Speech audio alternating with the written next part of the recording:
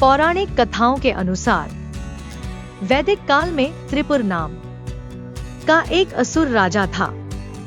उसने नागों, यक्षों, गंधर्वों तथा किन्नरों को जीतकर अपना राज्य दूर दूर तक फैला लिया था। और असुर राज त्रिपुर के 3 पुत्र ताराक्ष, कालकाक्ष तथा विद्युत्काली थे। और इन तीनों पुत्रों ने देवलोक पर विजय पाने के लिए तप के नियमों का पालन करते हुए पितामह भगवान ब्रह्मा जी की कठोर तपस्या की थी।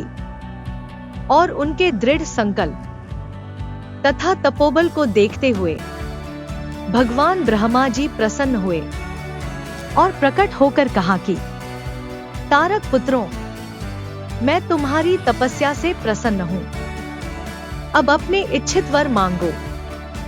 तब भगवान ब्रह्मा जी को साक्षात प्रकट हुआ देखकर तीनों असुर राज के पुत्रों ने उन्हें प्रणाम करके कहा कि भगवान, यदि आप हमारी तपस्या से प्रसन्न हैं, तो हमें ऐसा वर दीजिए कि हम तीनों अलग अलग नगर बसाकर उस नगर समेत अंतरिक्ष, आकाश तक किसी लोक में जहां चाहे भ्रमण कर सके तथा जब तक वे नगर मिलकर एक न हो जाएं, तथा एक ही बाण से कोई उन्हें बेध न दे, तब तक न तो वे नगर नष्ट हो और न नगरवासी और न ही हमारी मृत्यु हो।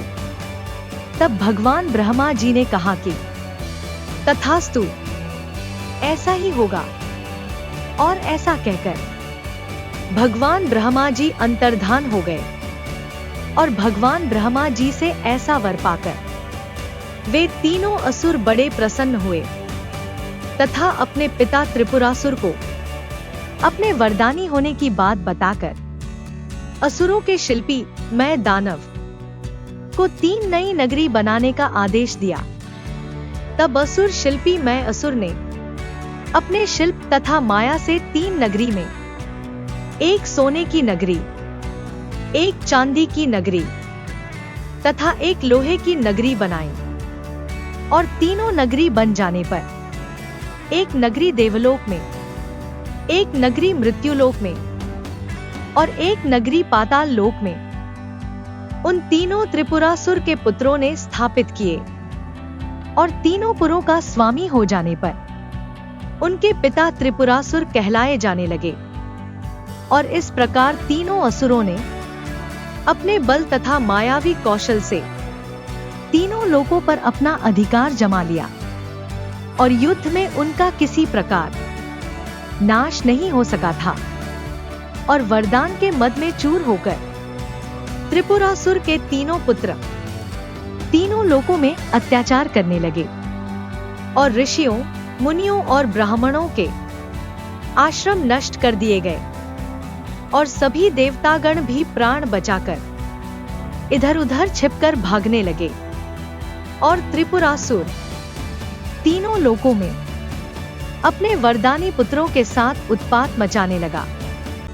और उनके सभी वरदानी नगरियों भी अभेद्य थी। और जब बचने का कोई उपाय नहीं रहा, तो सभी ऋषिगण और देवतागण प्रजापति भगवान ब्रह्मा जी के पास गए और त्रिपुरासुर और उसके तीनों पुत्रों के उत्पात तथा अत्याचार की कथाएं बताते हुए कहा कि असुरों की बुरी आदतों को जानते हुए भी आप इन्हें इस तरह का वरदान दे देते हैं कि हम सबका जीना और रहना दूभर हो जाता है। अब आप ही इस संकट से मुक्ति का उपाय भी बताएं। और देवताओं और ऋषियों का कष्ट सुनकर भगवान ब्रह्मा जी भी दुखी हुए और कहा कि अपने दिए वरदान का फल मैं भुगत रहा हूं। और मेरे प्रति भी अपराध करने से तीनों असुर पुत्र चूक नहीं रहे हैं। और अब उनका नाश करने के लिए केवल देवों के देव भगवान शिवजी ही समर्थ हैं। आओ हम सभी को उनसे प्रार्थना करनी चाहिए कि इस संकट से महादेव ही उद्धार करें। और सब मिलकर कैलाश स्थित भगवान शिवजी के निवास पर गए और देवताओं, ऋषियों तथा भगवान ब्रह्मा जी को एक साथ आया देखकर भगवान शिवजी बड़े प्रसन्न हुए और सबका आदर सत्कार कर कैलाश आने का कारण पूछा।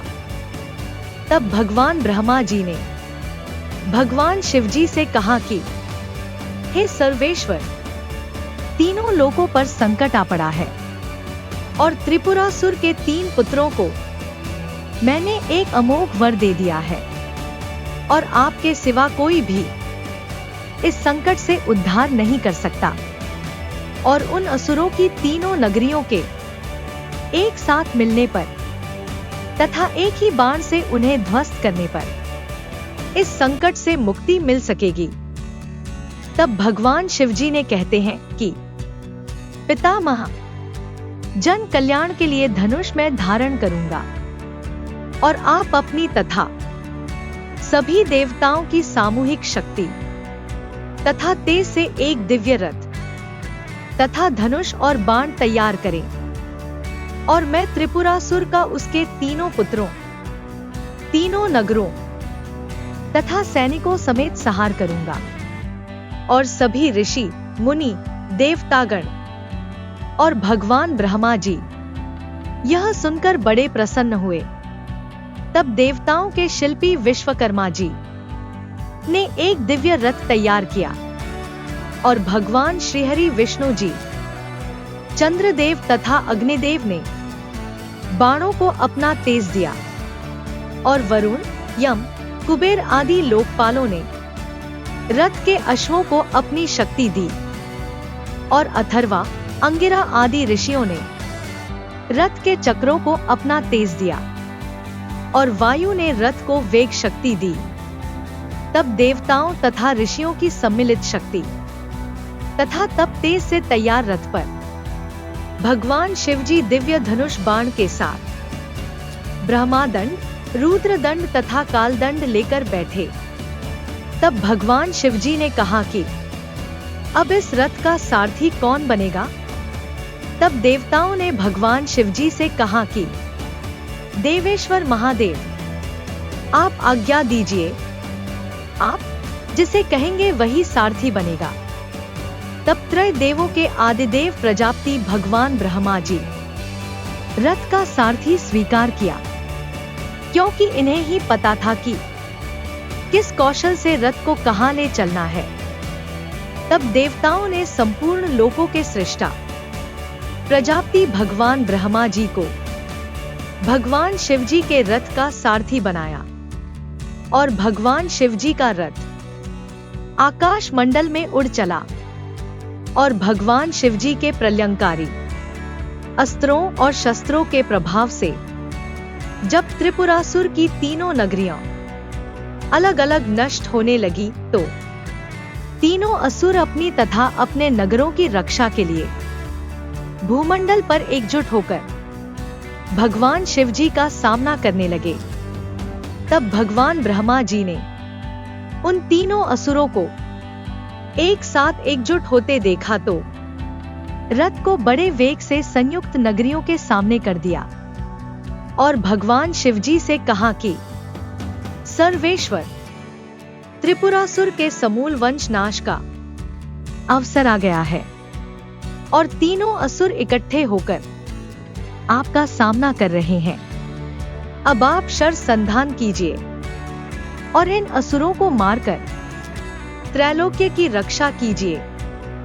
भगवान शिवजी ने देखा कि त्रिपुरासुर अपने 3 पुत्रों तथा समस्त आसुरी सेना के साथ अस्त्रों और शस्त्रों से प्रहार कर रहा है।